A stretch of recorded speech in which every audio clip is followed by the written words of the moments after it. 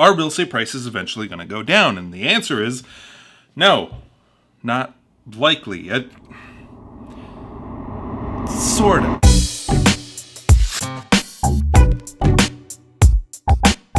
Welcome back, everybody. My name is AlexBeltran. I talk about real estate tricks, tips, and topics. So subscribe to that smash button and don't forget to give that like button a little tippity tap tap tap. Maybe you have been hearing the same real estate stories that I have. I mean, at this point, forget the roof. The entire market is on fire. We don't need no water, let them We get it. It's a seller's market, so you must be asking yourself as a buyer, are prices ever going to stabilize and drop maybe just a little bit so I can buy something? And as of the time of this recording, it's kind of complicated. I mean, technically speaking, as of the time of this recorded last month, home prices dropped by 4% nationwide. But that's just the flow of the market, and we hardly noticed. You see, there are currently 5 major factors that are keeping home prices up. One being inflation. Some people are also speculating hyperinflation, which it can't happen.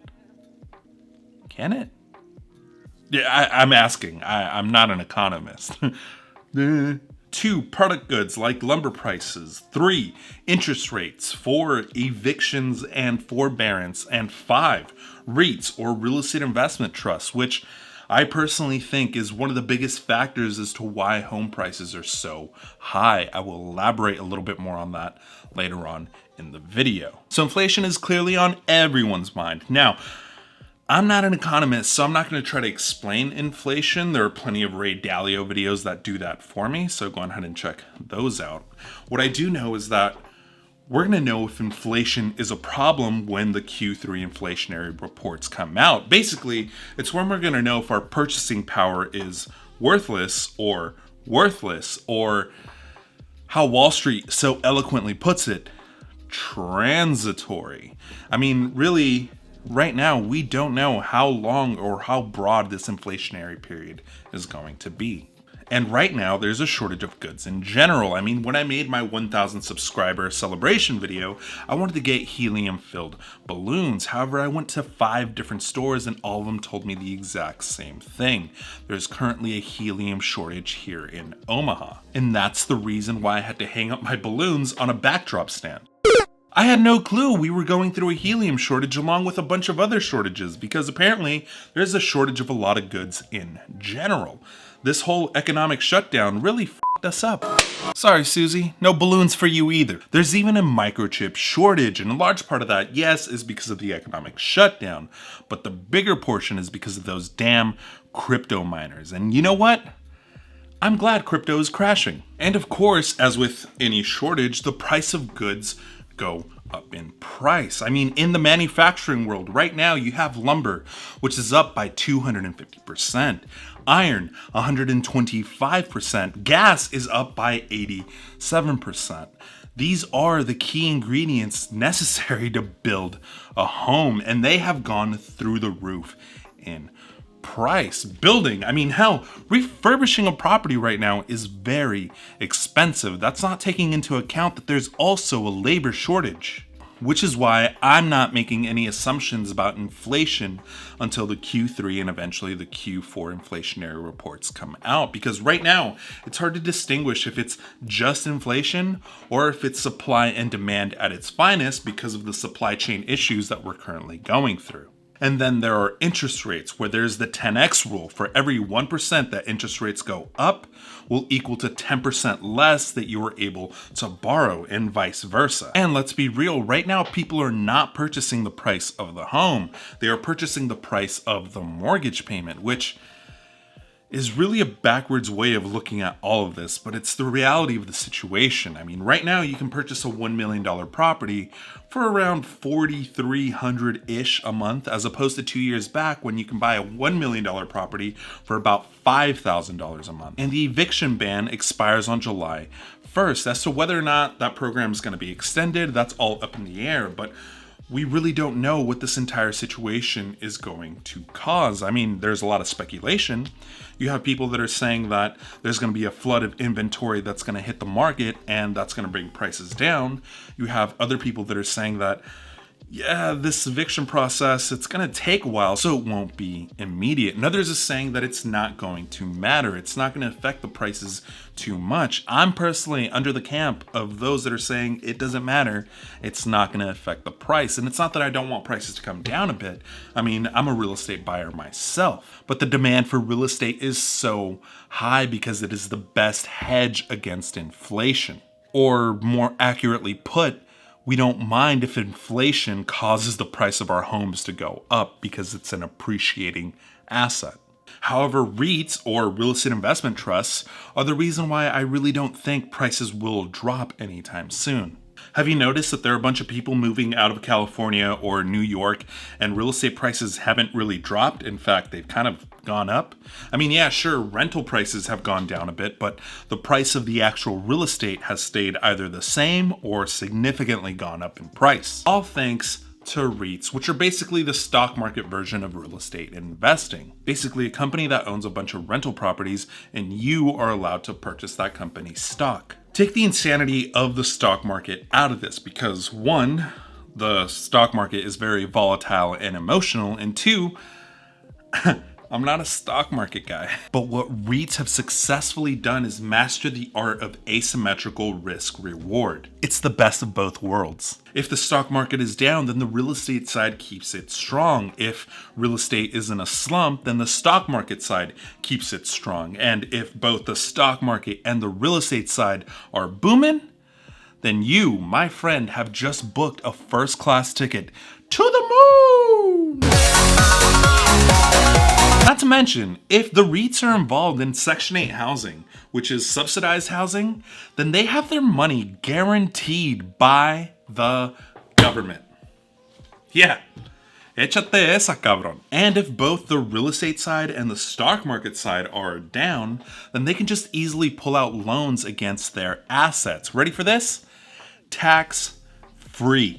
Or some REITs already have cash on reserve to be able to move fast on their real estate purchases. They just reallocate the money for a little while because, especially in real estate, in due time, the markets will go back up. Also, here's a little secret. Just come a little closer.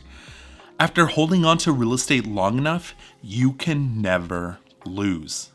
Barring you don't take a bad loan against it or gamble it away on a bad bet in Vegas. I mean, how many people have grandparents that bought their home in the 1960s for like $50,000 and now that same property is worth $400,000 plus? I mean, in 2008, when the real estate market fell like Jake Brown at the X Games. Oh man, that was the heaviest slam we've ever seen.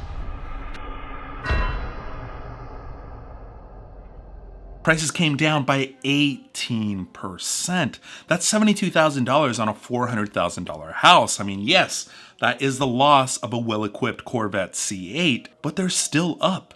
And 3 years later, they regained that $72,000 and more. And that is why REITs will never sell real estate. I mean, okay, they may sell some real estate, nuance. But overall, they're incentivized to never sell their real estate, no matter how bad times may be, because this too shall pass. This is why there's almost no change, even in the markets where everyone is leaving, because time is on their side. So I know what you're thinking. See, the system is rigged against us.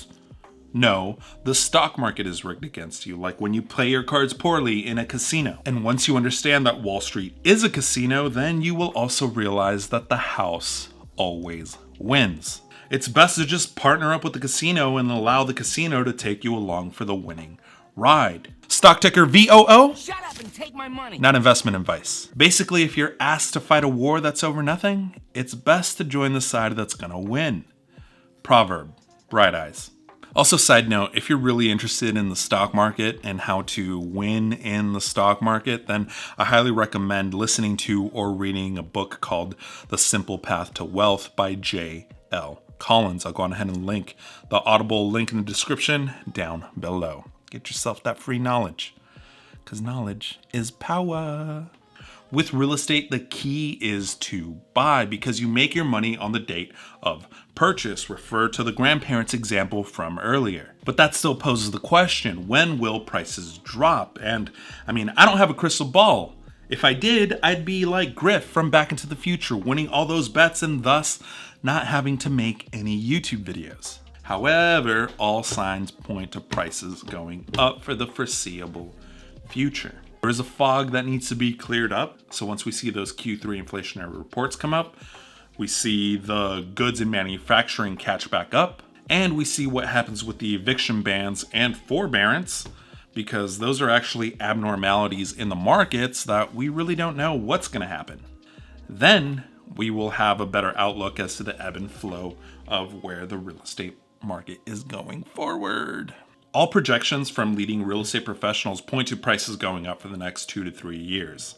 Now take that with a grain of salt because they have a vested interest in the health of the real estate market. Look, if you're not in a rush and want to have more cash on hand whenever the market correction does happen, then there is that strategy. But how long you're willing to wait?